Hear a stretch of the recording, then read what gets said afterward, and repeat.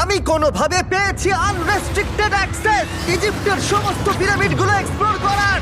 ও আমার গোটা জীবনে আমি এমন জিনিস দেখিনি। আমরা প্রাচীন ফেরাওদের সমাধিগুলোতে যাব, যেসব জায়গায় প্রবেশ করা লিগ্যাল নয়, কারণ ওই জায়গাগুলো খুবই বিপজ্জনক। এখান থেকে পড়ে গেলে কি হবে? ও আমরা নিশ্চিত মরে যাব। আমরা এমনকি পিরামিডের নিচে একটা গোপন সমাধিতে সাঁতার ও কাটবো। মাই গড! আর এগুলো এক্সপ্লোর করার জন্য আমরা মাত্র 100 ঘন্টা পেয়েছি, আর আমরা সেটা শুরু করছি এখন থেকে। সবাই আমার সাথে চলো, বেশ মজার হবে কিন্তু। এটা কিন্তু দারুণ।